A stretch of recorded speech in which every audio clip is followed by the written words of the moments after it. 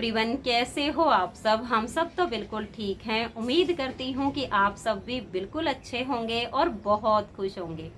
आप सभी का आपके अपने चैनल एसके ब्लॉग्स में बहुत बहुत स्वागत है। तो फ्रेंड्स, सबसे पहले आप सभी को मेरी राम राम। आज फिर से कुछ भाई बहनों के लिए खरेटी के पत्तों से बवासीर की दवाई बनाकर कोरियर करने जा रही हूँ।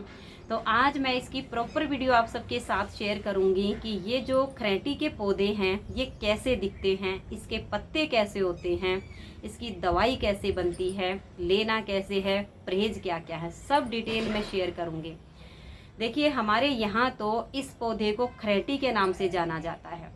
आपके गांव में, शहर में, राज्य में हो सकता है कि इस पौधे को किसी और नाम से जानते होंगे। तो आज मैं आप सबको इसकी अच्छे से पहचान करवा देती हूँ। इसकी पहचान करके आप अपने आसपास इसे देखिए, आपको आसानी से मिल जाएंगे। तो आप अपने साथ साथ औरों का भी भला कर सकते हो, क्योंकि देखिए, कोरियर तो 2-4 जनों की हो पाती है। अगर 20-30 लोगों के कमेंट्स आ जाते हैं कि हमें भी दवाई चाहिए, हमें भी दवाई चाहिए, तो इतने जनों के लिए कोरियर करना मुश्किल हो जाता है। पूरा पूरा दिन लगी रहूं तब भी मैं इतनी दवाई नहीं कूट पाऊंगी, घर का भी बहुत सारा काम होता है।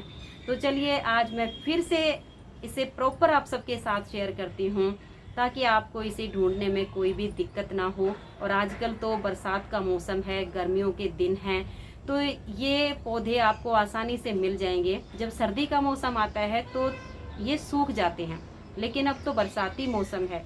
जितने भी आपके आसपास खाली प्लाट होंगे वहाँ पर भी आपको ये आसानी से मिल जाएंगे। अगर आप खेतों में जाओगे तो वहाँ पर भी आपको ये आसानी से मिल जाएंगे। तो चलिए, आप सबको मैं यहाँ पास में खाली प्लाट हैं वहाँ पर लेकर चलती हूँ और ये पौधे दिखाती हूँ कि ये देखने में कैसे होते हैं। और वहीं से मैं काफ़ी सारी टहनियाँ तोड़ कर लाऊंगी जिनसे मैं दवाई बनाऊंगी।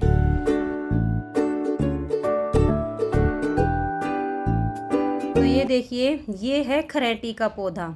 आप इसकी पहचान कर लीजिए, क्योंकि हमारे यहाँ तो इसको खरेटी बोलते हैं।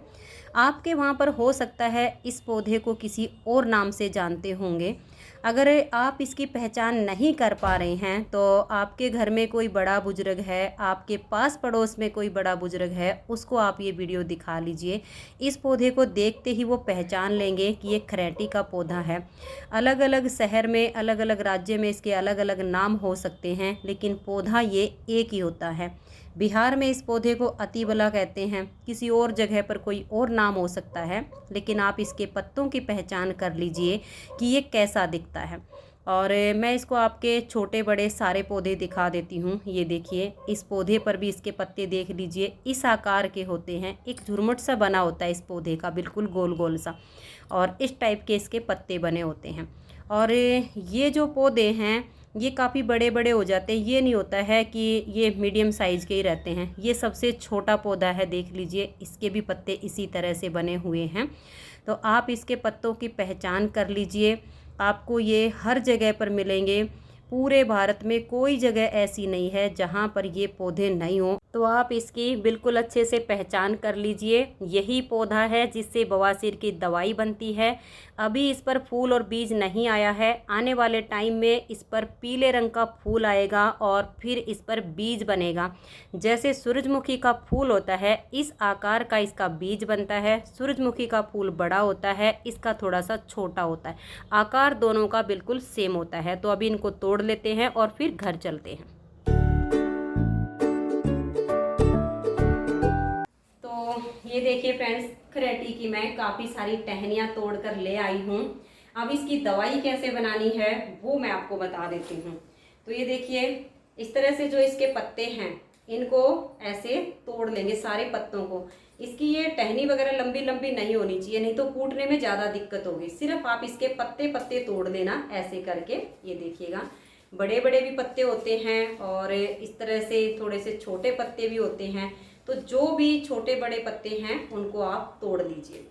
फिर साफ सुथरे पानी में इनको 3 से 4 बार अच्छे से धो लीजिए। तो मैं सारे पत्तों को तोड़ के और इनको धो के एक छलनी में डाल के रख दूंगी, ताकि इनका पानी जो है निचड़ जाए। तो आप भी इसी तरह से पत्तों को तोड़ के और धो के छलनी में डाल के रख दीजिए।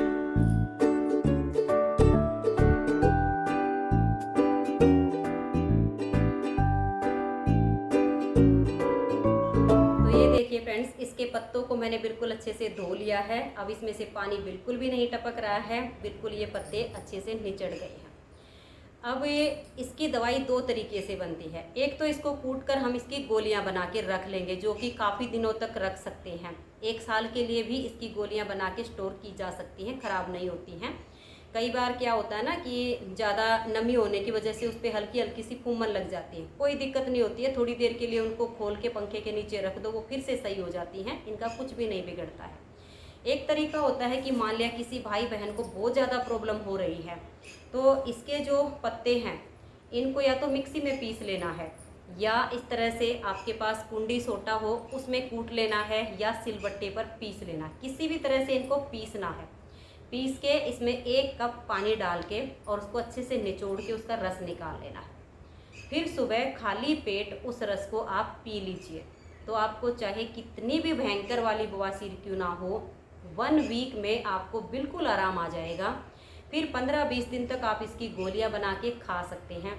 1 महीने तक आप ये दवाई खा लीजिए, पुरानी से पुरानी बवासीर जड़ से ख़त्म हो जाएगी, दोबारा से आपको बिल्कुल भी नहीं होगी।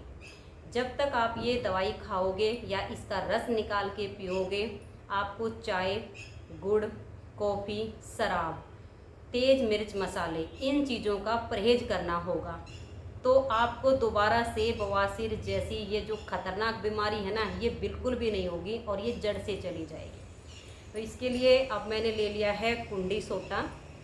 तो मैं कुंडी सोटे में ही इनको कूट के, और इसमें हमने देखिए थोड़ा सा काला नमक मिक्स करना है। और काला नमक एक तो होता है पिसा हुआ, एक होता है साबुत जो डली वाला होता है। तो डली वाला आप नमक ले लीजिए।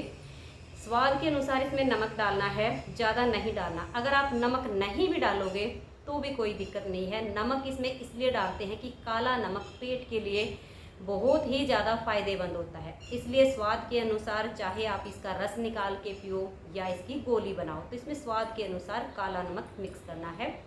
तो इसको मैं कूट लेती हूँ, फिर आपको दिखाती हूँ कि इसकी गोलियाँ हमें कैसे बनानी है।